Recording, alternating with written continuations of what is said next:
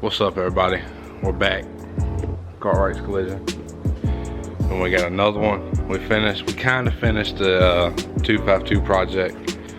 I'm gonna take y'all through everything. We don't have John here this time. He's moved to Montana. It's gonna be hard getting everything because he was always here recording everything. So we're gonna get started. I'm gonna start on the roof and work my way down. This one's actually a little worse than the 252 project because a tree fell on it and there's so many creases and dents in it. First thing is, when I started the 252 project, I went in not really knowing what I was doing. I'm not gonna say it's hard, but now that I have the knowledge that I do, it's gonna make everything a little more simple because I know what to do. Everything that I've learned from his and working here, I know a lot more than I did there, and what precautions I need to take to prevent rust and peeling in the future. What we got here is we got some rust right here. We got it here, we got it on the other side, and then we got some spots in the back here, and I'm hoping that, I know there's a little crack right there. I don't know if y'all can see that, but there's a crack right here. There's rust going all the way at the top,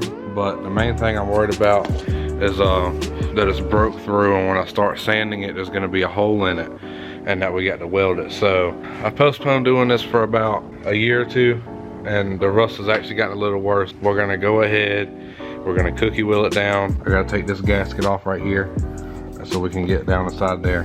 So we're gonna cookie wheel it. It's gonna get rid of the rust, make sure I don't take away unnecessary metal. And then we're gonna take the belt sander inside the crevice and get all the old junk out of there. This is actually a Scotch-Brite belt sander, a belt. When you're doing DIYs, you save a lot of money, and that is a fact. So all the other dents I'm talking about, a tree fell on it. We had a tornado come through. This is back when I was living towards Hertford. A tree fell on it and got it here, all there, and it fell right here. You see that crease? So when we get that out, this will come out. I mean, obviously with some work and tapping. Never hit your vehicles. Never do it, because it just causes more problems. First thing we're gonna work on is the rust. I want to go ahead and get the rust down and in treatment. That way we don't have to worry about it doing it any longer. Alright, so first we got to get this strip off right here. I want to say it's just 3M tape or double-sided tape down there. To make this a little easier, we're going to stick this flathead right here. And I got a rubber hammer. It's very light. I'm going to stick it right here, and we're just going to tap it a little bit.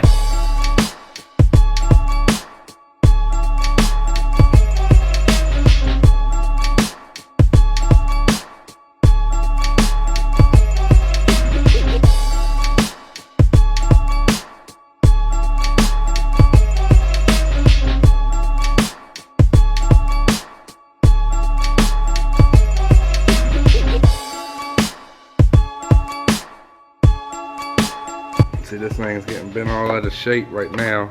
Alright, so right now there's some seam sealer in here that's all cracked up and busted. So what we're gonna do is we're gonna hammer it out a little bit.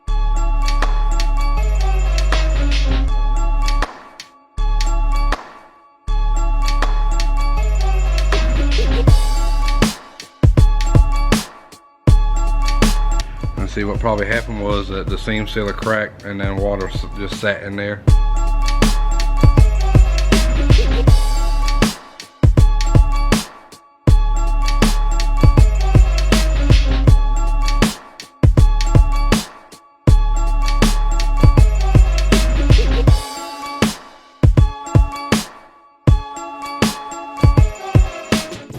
As y'all can see, there's a split right here. And what it did was, the seam sealer cracked. See the cracks in it? Right there? It cracked and water sat up here and it started rusting. Eventually it would have gone all the way down. See, it went down that way, but it didn't come this way. I'm gonna try to get something in there to get that out. I'm gonna have to sandblast this, which ain't gonna be fun, but... Bless you. Oh, no. My stomach. Bless you.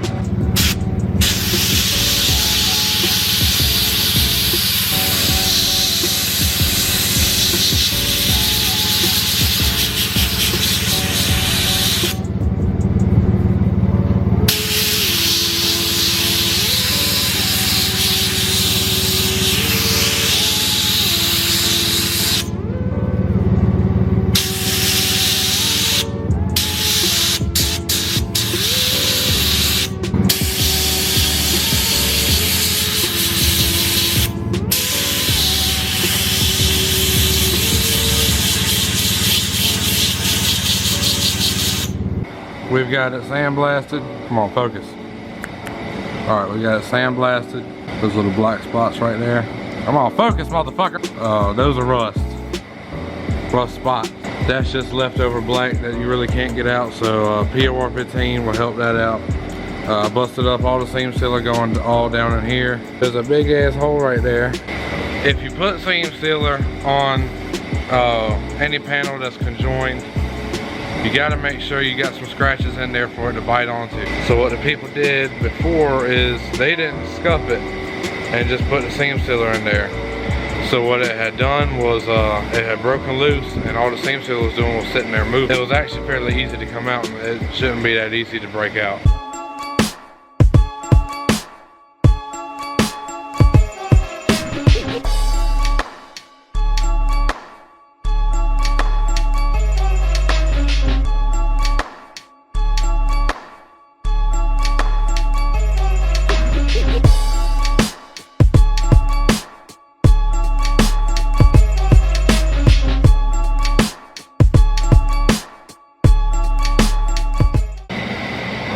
She looks pretty damn good now. So basically, POR 15 protects rust from coming back.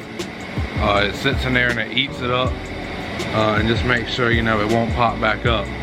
So what you got to do is, usually I wait 24 hours for this stuff to dry. It takes a while to dry.